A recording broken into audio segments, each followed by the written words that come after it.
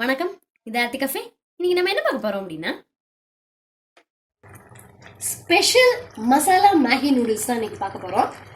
தெரியுதுங்க, நீங்க என் மேல இருக்க அக்கறையில என்னைய சத்தம் போடுறீங்க அப்படின்னு என்னால புரிஞ்சுக்க முடியுது. ஆனா எப்பயாவது ஒரு தடவை, அதாவது ஒரு 3 மாசத்துக்கு ஒரு தடவை அந்த வாசனைக்காக, அந்த டேஸ்டுக்காக ஒரே ஒரு வேளை சாப்பிட்டா தப்பு இல்லை அப்படிங்கிறது என்னுடைய கருத்து. அதனால ரொம்ப ரொம்ப ரேரா நான் செய்வேன்.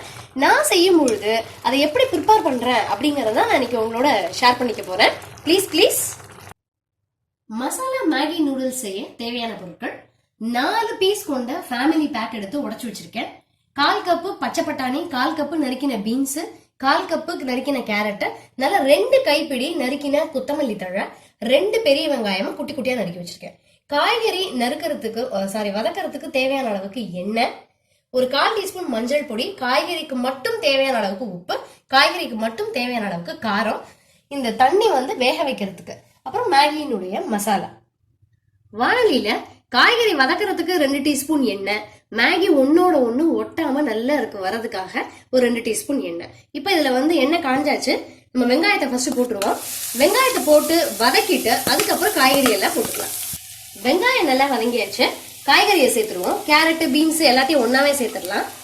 உப்பு, மஞ்சள் பொடி, மிளகா பொடி எல்லாத்தையும் சேர்த்து வதக்கணும் அப்படின்னா சீக்கிரம் வதங்கிடும். மூடி கூட வச்சுக்கலாம், நம்ம சீக்கிரம் வேகிறதுக்கு. கொத்தமல்லியை தவிர பாக்கி எல்லாத்தையுமே சேர்த்துடலாம்.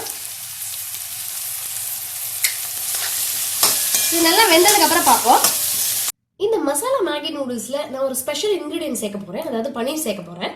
இது நல்லா குட்டி குட்டி பீஸா எடுத்துக்கலாம். இது நான் ஒரு 100 கிராம்ஸ் எடுத்திருக்கேன். இது நம்ம காய்கறியோட வதக்காம தனியா லைட்டா பெப்பரும் கொஞ்சமா சால்ட்டும் போட்டு அப்படியே நம்ம ஃப்ரை பண்ணிக்கலாம். ஆயில்ல குட்டி குட்டி பீஸா நறுக்கிட்டு பன்னீரை தனியா அப்படியே சூப்பரா ரோஸ்ட் பண்ணி வச்சாச்சு.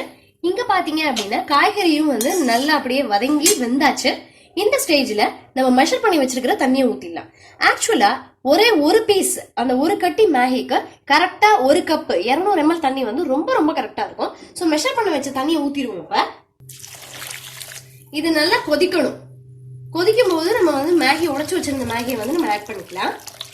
தண்ணி நல்லா சலசலன்னு கொதிக்க ஆரம்பிச்சிருச்சு. இப்ப நம்ம உடைச்சு வச்ச மேகியை சேர்த்துடலாம். நான் எப்பொழுதுமே நல்லா பீஸ் பீஸா உடைச்சிருவேன். அது உடைக்காம போட்டோம் அப்படின்னா நல்லா அப்படியே ஃபுல்லா நூல் மாதிரி இழுத்துட்டு வரும். அதை எங்க வீட்டுல விரும்புறது இல்லை, அதனால ஃபுல்லா உடைச்சிடுறது. இப்ப அந்த மேகியை போட்ட உடனே நம்ம மசாலா சேர்க்கணும்.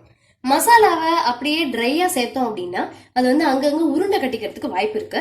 அதனால நான் மசாலா பாக்கெட்டை ஒரு கிண்ணத்துல உடைச்சு ஊத்திட்டு போட்டுட்டு கொஞ்சமா தண்ணி சேர்த்து அதை நல்லா கரைச்சிட்டேன். சோ இப்ப இதை இதுல சேர்த்துருவோம்.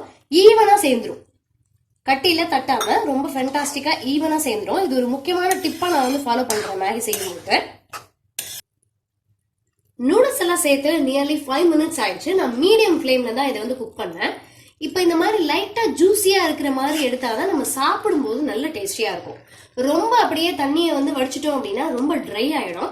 ஸோ இந்த மாதிரி ஸ்டேஜ் மேகிக்கு பயங்கரமான செம டேஸ்ட் கொடுக்கும். ஸோ இப்போ இதை ஆஃப் பண்ணிட்டு நம்ம தனியா ஃப்ரை பண்ணி வச்சிருக்கிற பன்னீர் இருக்கு இல்லையா, அதை சேர்த்துடலாம். அதே மாதிரி கொத்தமல்லி தழை இருக்கு இல்லையா, அதையும் சேர்த்துருவோம். சேர்த்துட்டு அப்படியே லைட்டா ஒரு பரட்டிக்கலாம். அப்பதான் நல்ல செம டேஸ்டா இருக்கும். ஈவனா கிளறி விட்டுறலாம்.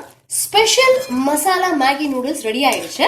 இன்னும் ஒரு தடவை நான் உங்களுக்கு ஞாபகப்படுத்துறேன், என்னைக்காவது அக்கேஷனலா ரொம்ப ஒரு 3 months ஒன்ஸ் சாப்பிடும் பொழுது ஒன்றும் தப்பு கிடையாது டேஸ்ட்டுக்காக. ஸோ இன்னும் ஒரு நல்ல வீடியோல சந்திக்கலாம். தேங்க்யூ.